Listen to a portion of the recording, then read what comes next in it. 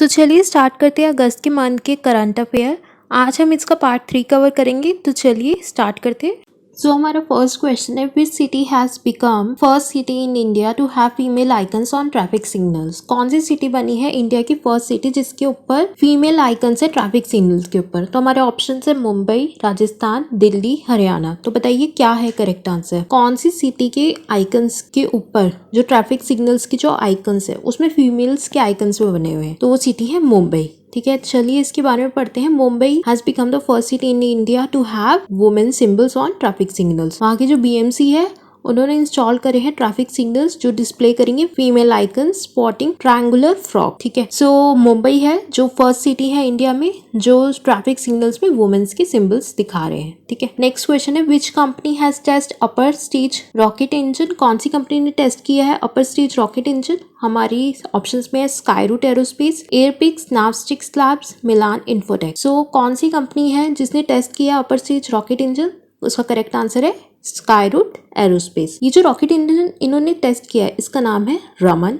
ठीक है, चलिए इसके बारे में थोड़ा सा पढ़ते हैं। Aerospace startup Skyroot Aerospace has successfully test fired an upper stage rocket engine Raman become the first Indian private company to demonstrate the capability to build a homegrown rocket engine। ये बहुत अच्छी बात है कि ये फर्स्ट इंडियन प्राइवेट कंपनी है जिसने अपनी कैपेबिलिटी दिखाई है कि हाँ वो होम ग्रोन रॉकेट इंजन बना सकती है। ठीक है, और उन्होंने ये सक्सेसफुली टेस्ट किया है अपर स्टेज रॉकेट इंजन का जिसका नाम इन्होंने दिया है रमन। नेक्स्ट क्वेश्चन है, हु वाज राहत इंदौरी। राहत इंदौरी कौन थे? पोएट थे, पॉलिटिशियन थे, एक्टर थे या आर्टिस्ट थे? बताइए राहत इंदौरी कौन थे? ये भी बहुत न्यूज में भी आया है और इनकी डेथ भी हो चुकी है। तो ये बहुत ही फेमस उर्दू पोएट थे। इनके बारे में चलिए डिस्क्रिप्शन में पढ़ते हैं। उर्दू पोएट राहत Indori passes away at the hospital. He suffered from 2 heart attacks and could not be saved. He was admitted to hospital on Sunday after testing positive for covid. He has 60% pneumonia. Doctor Vinod Bhandari, Shri Aurobindo hospital. Shri Aurobindo hospital के जो विनोद भंडारी हैं doctor,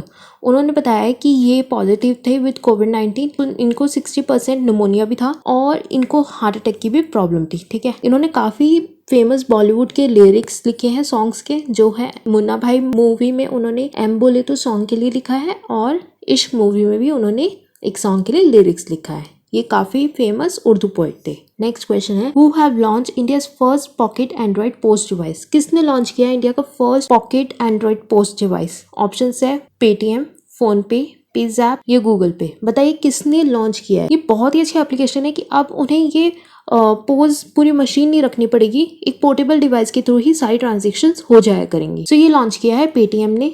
इसके description में पढ़ते हैं, on a mission to equip small medium enterprises with technology lead solution Indians homegrown financial services platform Paytm has launch the country's first pocket android post device for contactless ordering and payments. The company has introduced Paytm all-in-one portable Android smart POS at an introductory price of $499 per month rental. आप ये जो portable Android smart post device है इसका आपको monthly charges आएंगे only $499 और ये बहुत ही अच्छी डिवाइस है क्योंकि इससे हमारे सारे ऑर्डर और पेमेंट कॉन्टेक्टलेस वे में भी हो जाएंगे। ठीक है, और ये इंडिया की first home grown financial service है जिसने की लॉन्च किया है कंट्री का first pocket android post device. Next question है, which city government has launch Mukhyamantri Kisan Sahayak Yojana. कौन सी सिटी की गवर्नमेंट ने लॉन्च किया है मुख्यमंत्री किसान सहायक योजना? ए है गुजरात, बी है मुंबई, सी है कर्नाटका, डी है दिल्ली। सो ये लॉन्च किया है गुजरात ने। कौन सी लॉन्च की है? मुख्यमंत्री किसान सहाय योजना। चलिए इस योजना के बारे में बात करते हैं। मुख्यमंत्री Kisan Sahay Yojana has been announced for the current kharif season and all farmers of the state will be covered under this scheme. सारे फार्मर्स जो होंगे वो इस स्कीम के अंडर आएंगे। ठीक है, और ये किस लिए अनाउंस करी है? करंट खरीफ सीजन के लिए। Farmer would not have to pay any premium और registration process for the scheme. Farmers को कोई भी प्रीमियम या रजिस्ट्रेशन फीस पे करने की कोई जरूरत नहीं है स्कीम में। Tribal farmers would also be a part of this scheme. Tribal farmers भी स्कीम के पार्ट होंगे। मुख्यमंत्री किसान सहाय योजना क्यों लॉन्च की गई है? Because for the current kharif season किसके लिए लॉन्च की गई है? सारे फार्मर्स, स्टेट के सारे फार्मर्स इसमें कवर होंगे स्कीम के अंदर, और फार्मर्स को कोई भी प्रीमियम या रजिस्ट्रेशन फीस पे करने की कोई जरूरत नहीं है, और ट्राइबल फार्मर्स भी इसमें इंक्लूडेड हो। नेक्स्ट क्वेश्चन है, in which association Atal innovation mission launch the second edition of student entrepreneurship program? किसकी एसोसिएशन में, किसके साथ एसोसिएशन करके अटल इनोवेटिव मिशन ने लॉन्च किया second edition of student entrepreneurship program? So हमारे ऑप्शन है IBM, डेल, HCL या एप्पल। तो उन्होंने किया है एसोसिएशन डेल के साथ, सो हमारा करेक्ट आंसर है डेल। नीति आयोग, चलिए इसकी डिस्क्रिप्शन पढ़ते हैं। NITI Aayog Atal innovation mission in collaboration with Dell technologies has launched the second edition of Student Entrepreneurship Program SCP 2.0 for young innovators of Atal Tinkering Labs on 11th of August 2020. This program is associated with Dell Technology will help students, innovators to work closely with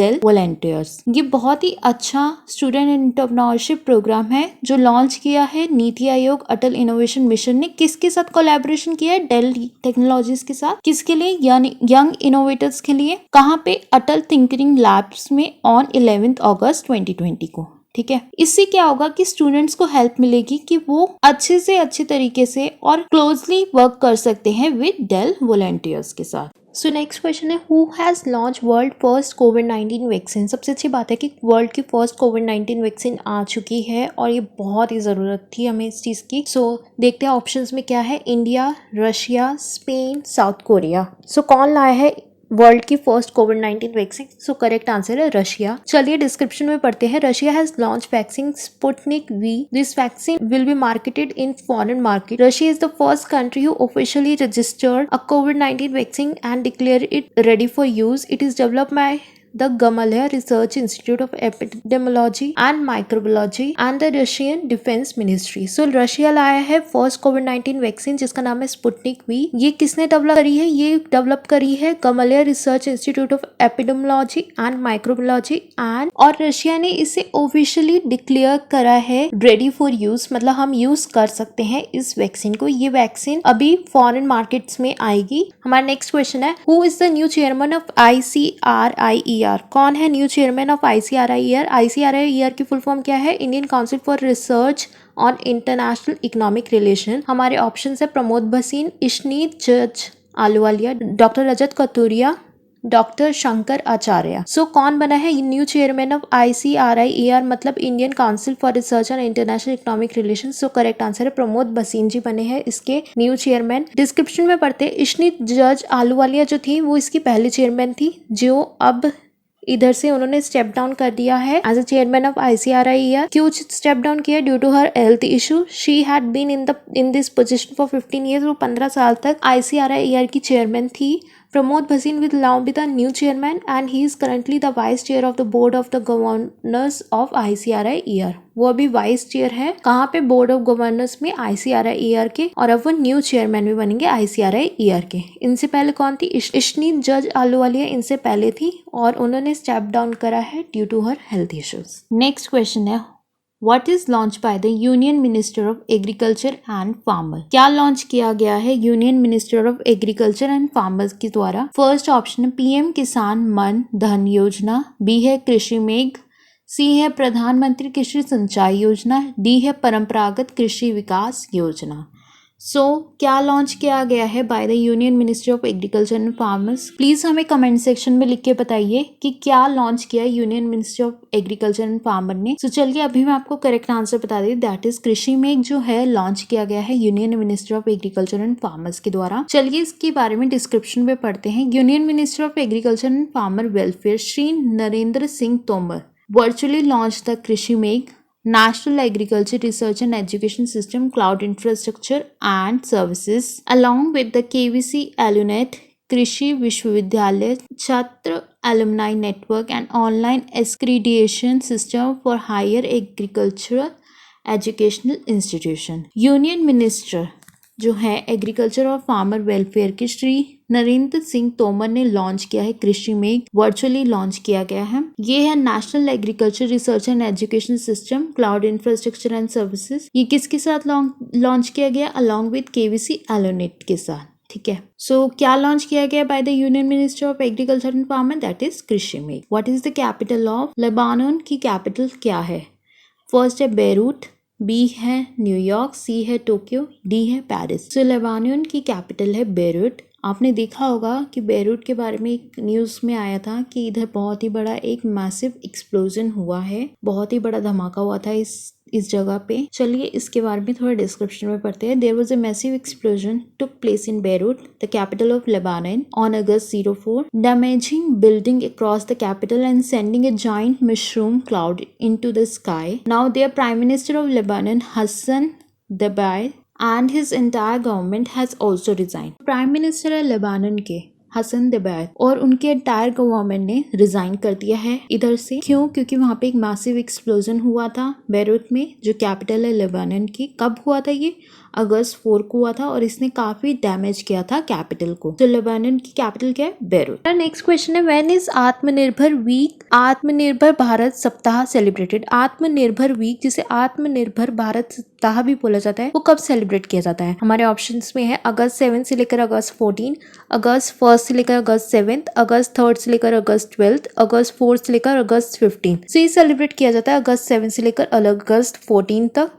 A option जो हमारा correct answer है। चलिए इसके description पढ़ते हैं। In a bid to promote make in India, defence minister Rajnath Singh launch Atmanirbhar Bharat week on Monday को defence minister Rajnath Singh ने launch किया था Atmanirbhar Bharat week. The event come shortly after the defense minister introduced an import embargo on 101 items in order to boost indigenization of defense production. The defense minister said with the help of that capital, around 7,000 MSMEs that are associated with the defense industry can be encouraged. तो उन्होंने ये launch किया था Monday को with the process that कि वो push करेंगे ज़्यादा मेक इन इंडिया को, इसलिए उन्होंने आत्मनिर्भर भारत वीक को लॉन्च किया मंडे को। और उन्होंने इसको इंट्रोड्यूस किया जब वो इम्पोर्ट की बात कर रहे थे, इम्पोर्ट एम्बार्गो ऑन 101 आइटम्स। ठीक है। सो मेनली आपको इसमें यही ध्यान रखना है कि उन्होंने ये इसलिए वीक बनाया, इसलिए इंट्रोड्यूस किया कि जिससे वो ज़्यादा प्रमोट कर सके मेक इन इंडिया के कॉन्सेप्ट को। नेक्स्ट है, which country has decided to construct a monument for the Indian soldier who were killed by Pakistan in the 1971। कौन सी कंट्री ने डिसाइड किया कि वो कंस्ट्रक्ट करेगी मॉन्यूमेंट इंडियन सोल्जर के लिए जो मारे गए थे पाकिस्तान के द्वारा इन 1971 में? सो ऑप्शंस में है बांग्लादेश, नेपाल, भूटान या मालदीव्स। हमारा करेक्ट आंसर है बांग्लादेश के साथ जो हमारी लड़ाई हुई थी उसमें जो हमारे इंडियन सोल्जर मारे गए थे उनके लिए ये मॉन्यूमेंट बनाया जा रहा है बांग्लादेश में। सो चलिए इसका डिस्क्रिप्शन पढ़ते हैं। The government of Bangladesh has decided to construct a stand alone war memorial for the Indian soldier who were killed by Pakistan during the country's struggle for independence in 1971। So ये स्टैंड अलोन वॉर मेमोरियल बनाया जा रहा है Indian soldiers के लिए जो मारे गए थे पाकिस्तान के द्वारा in the independence for their independence in 1971। ठीक है। सो कौन सी कंट्री बना रही है हमारे इंडियन सोल्जर्स के लिए एक मॉन्यूमेंट? That is Bangladesh. कौन सी लड़ाई के लिए? 1971 की जो हमारी फाइट हुई थी जिसमें हमारे काफ़ी सारे इंडियन सोल्जर्स मारे गए थे, उनके लिए बांग्लादेश में एक बहुत प्यारा सा मॉन्यूमेंट बनाया जा रहा है। आई होप आपको ये सेशन थोड़ा इंटरेस्टिंग लगा होगा। प्लीज़ कमेंट सेक्शन में हमें अपने डाउट्स लिखिए। प्लीज़ इस चैनल को सब्सक्राइब करिए, वीडियो को लाइक करिए एंड शेयर करिए।